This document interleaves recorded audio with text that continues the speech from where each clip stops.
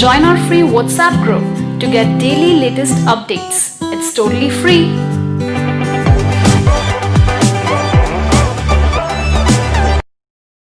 The test is in 4-part, Part 1, Part 2, Part 3, and Part 4. Now look at Part 1. Part 1. You will hear part of a telephone conversation between a job seeker and a recruitment agent.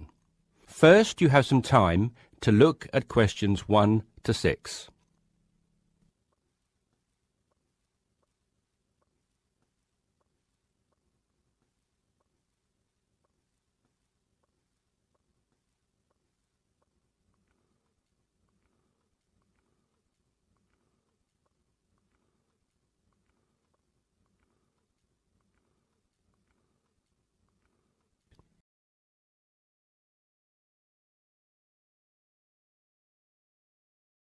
You should answer the questions as you listen because you will not hear the recording a second time.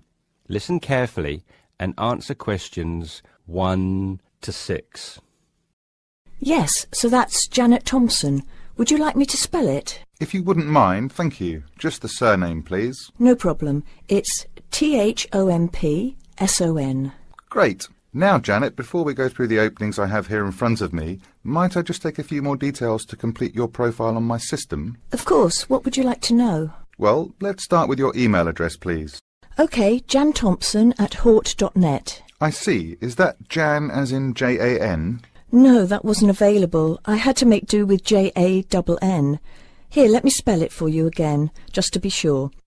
JANNTHOMPSON@hort.net. Much obliged.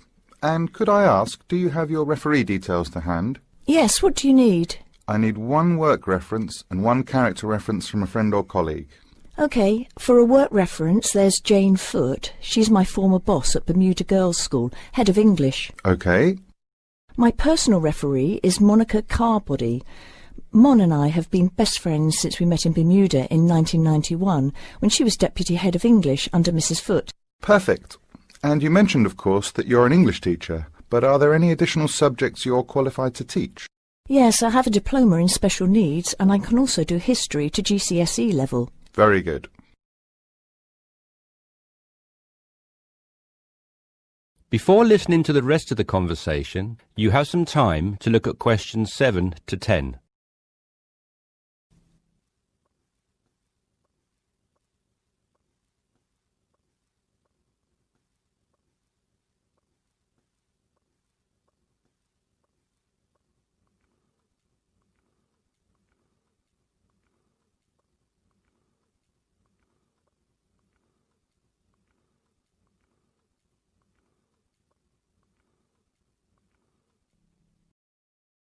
Now listen and answer questions 7 to 10.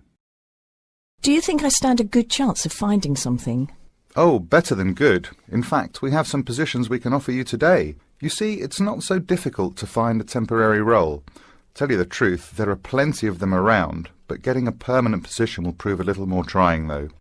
Would you be prepared to take up a position short-term? Of course, anything that pays. Excellent. Well, there are 3 positions that I can offer you right now. The first is a teacher of English in LaSalle School. I'm sure you know it, right in the city centre. Yes, near where I live, actually. Even better. Well, it's a 6-month contract, and the very attractive thing about this role is that the head of English at LaSalle will, if she's satisfied with your performance after 6 months, offer to make you a permanent member of staff. Wow, that's food for thought. It certainly is, bearing in mind what I said before about how hard it is to find a permanent role.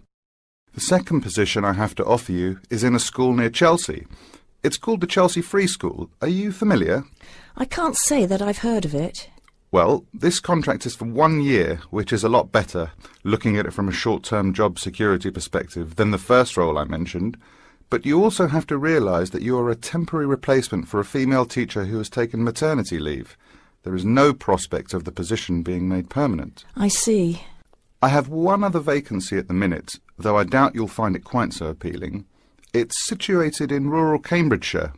I'll spell that just in case you want to take it down. CAMBRIDGESHIRE. and the school simply goes by the name Cambridge, though it's not in any way related to the other more well-known establishment of the same name. I was just going to ask that. What a lovely location, though, eh? Yes, but there's a catch. It's only a 6-week contract to cover for someone on extended sick leave. I see. Well, I guess that's ruled out then. What sort of salary can I... That is the end of part 1. You now have half a minute to check your answers.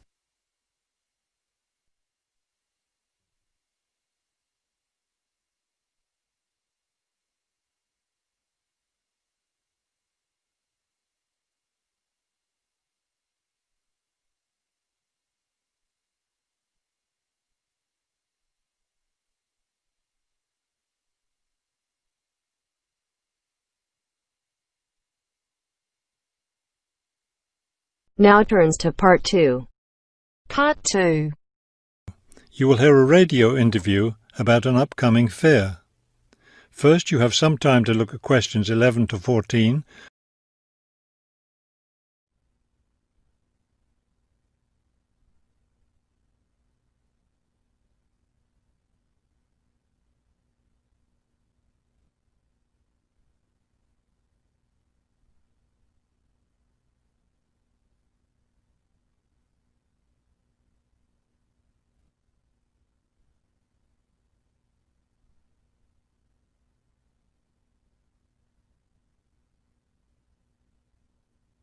As you listen to the first part of the talk, answer questions 11 to 14. Good afternoon and welcome to City Hour, the radio show that brings you all the latest information about events in and around our city. Today we have with us Cynthia Smith, who is heading up this year's City Fair. Cynthia, would you start by giving us some of the basic information about the fair? Where will it take place this year? I'm glad you asked that question because I know most people will be expecting the fair to be at the fairgrounds as usual, but we've had to change the location this year due to some construction work. You know, they're building the new high school in that neighbourhood and they've been using the fairgrounds as a place to store construction materials. So we've moved the fair to City Park, which I think is a wonderful location. Yes, that will be a great place for the fair. I understand that the fair begins on Friday morning with a special opening event. Actually, it won't begin until that evening, but you're right about the special event. Traditionally, we've begun with a parade, but this year our opening event will be a special dance performance. And the most exciting part is that the mayor will be one of the dancers. The mayor is a woman of many talents. Cynthia, could you tell our listeners about the price of admission? What will it cost to attend the fair? We're trying to keep the price down as much as possible. A 3-day pass is just $25, or you can buy a Saturday or Sunday only pass for $15. The opening event on Friday, the dance performance, doesn't cost anything to attend, and we're hoping a lot of people will come to watch that. Before you hear the rest of the talk, you have some time to look at questions 15 to 20.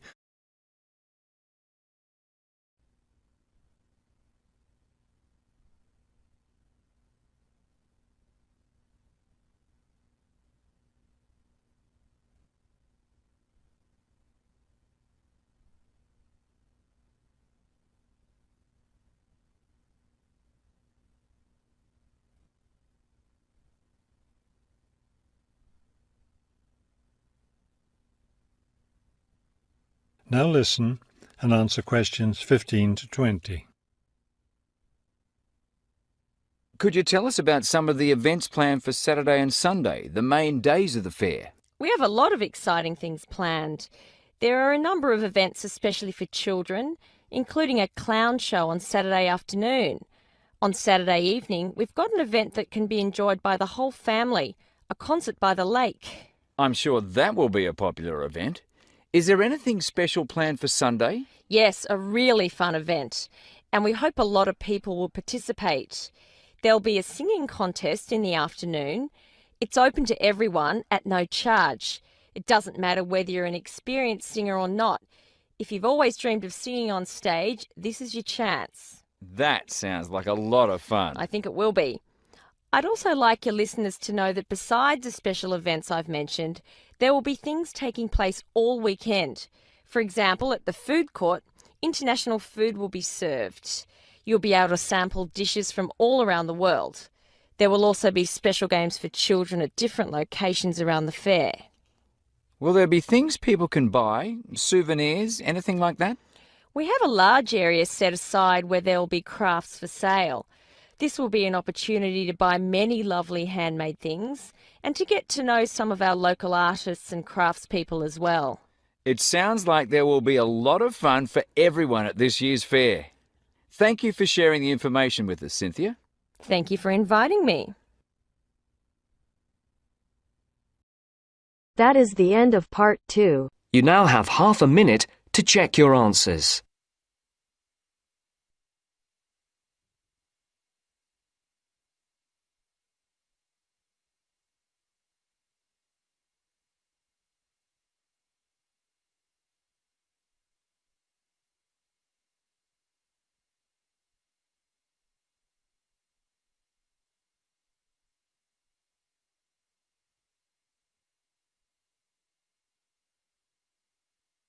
Now turns to part 3. Part 3. You will hear a talk about societies and events at a university. First, you have some time to look at questions 21 to 26.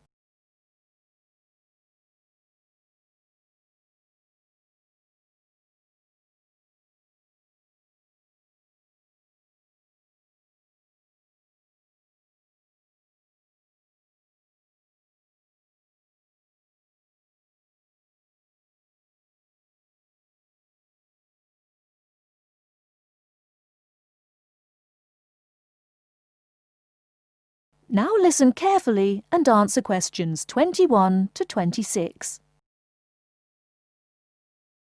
Hi, and welcome to the Students' Union. You've all been here a week now, and hopefully you're finding your feet.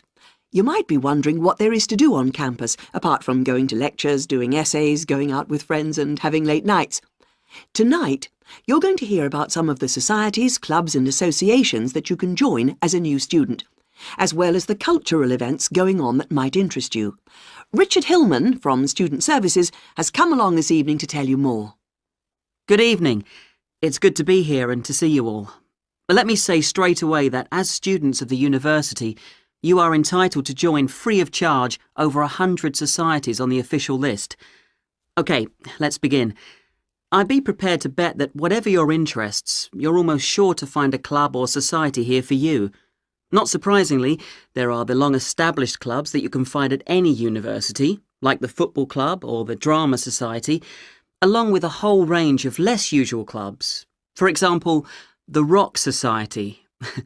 We do have a rock climbing club here, but the Rock Society has nothing to do with outdoor activities. It's a music club. That takes me neatly on to the Mountaineering Club. Now, it might surprise you that a university in one of the flattest parts of the country has a thriving group of mountaineers. They meet twice a week on Tuesdays from 5 in the afternoon until 10 o'clock in the evening, and on Thursday afternoons from 1 o'clock until 5. At their regular meetings, they use the climbing wall, but they also organise trips to real mountains both here and abroad during the vacation. Another rather out-of-the-ordinary society you might like to try is the Dance Club. They meet regularly every Friday. This term they're running salsa classes. Next term it's tango. And in the summer it'll be Scottish dancing. Quite a selection. They also put on special events twice a term, either performances by visiting groups or actual dances. Their next event is next Saturday when they're putting on a Latin evening. Go along and try out your samba. At the moment, the dance club is trying to attract new members who may have new ideas for future classes and events. If you're an overseas student, you may find there is a society for students from your country putting on events that'll make you feel more at home. The Mexican Society, for example, is putting on a special Christmas celebration with traditional Mexican food and drink. And every 4 weeks, the Hellenic Society has a film evening. There are also national societies for Malaysian, Turkish and Chinese students. And don't forget, these societies are open to everyone, whether you're from that country or not. Before you hear the rest of the talk, you have some time to look at questions 27 to 30.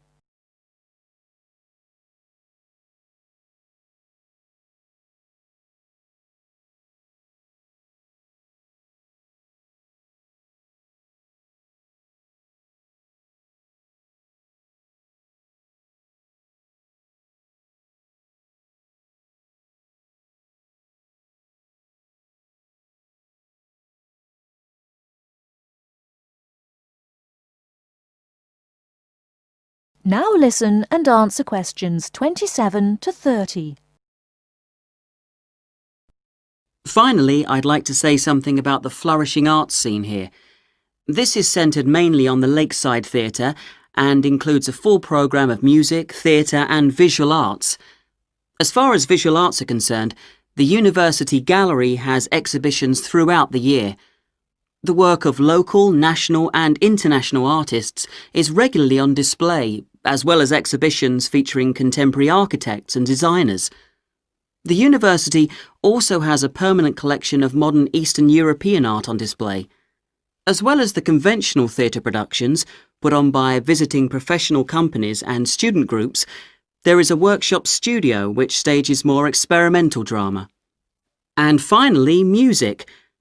Concerts catering for a variety of musical tastes include performances by visiting groups, as well as homegrown talent. The university has its own jazz band and choir. As with the other groups I referred to earlier, you're eligible to join these, but of course you will be required to go for an audition. So, there you have it. Obviously I haven't covered everything in this short introduction, but I hope I've given you a flavour of what's on offer here. That is the end of part 3. You now have half a minute to check your answers.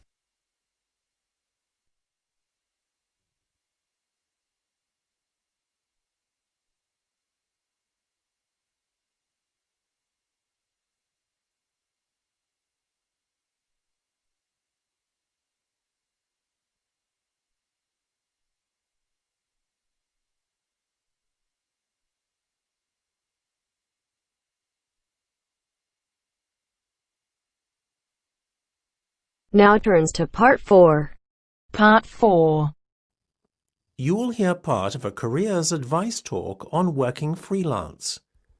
First, you have some time to look at questions 31 to 40.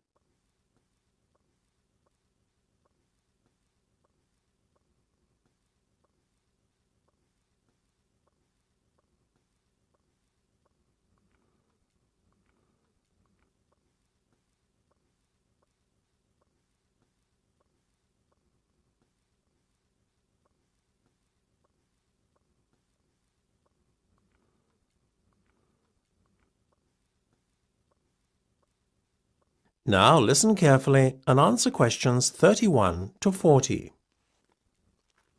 Working for an employer in a 9-to-5 job has long been the accepted norm.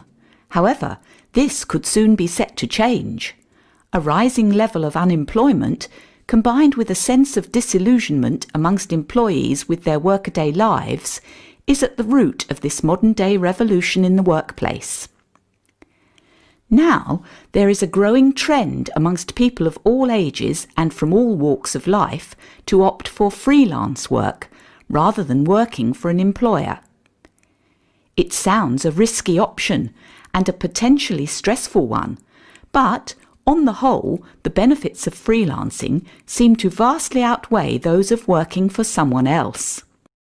In fact, recent research has shown that those who quit their jobs to work for themselves are the country's happiest and most productive workers.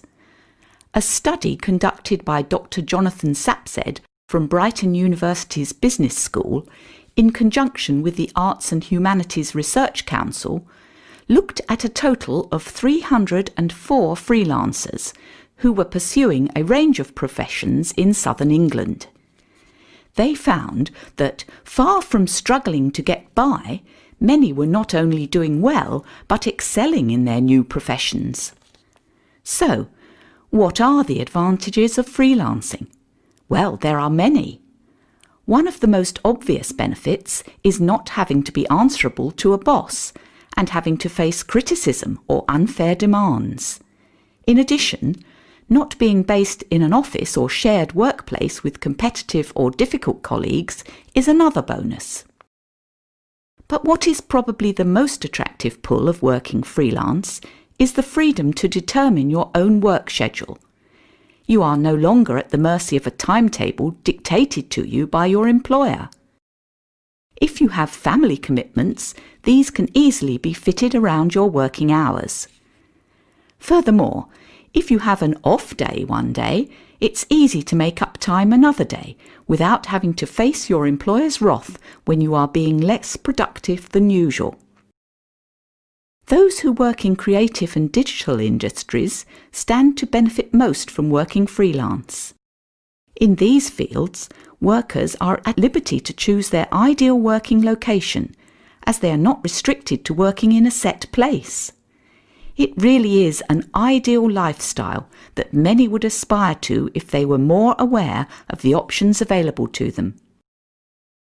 Lastly, to add to an already convincing list of benefits from doing freelance work, there is the financial reward.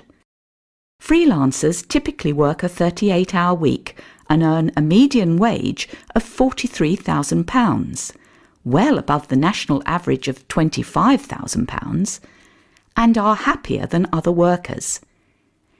It seems that people are now catching on to the myriad benefits that come with working as a freelancer.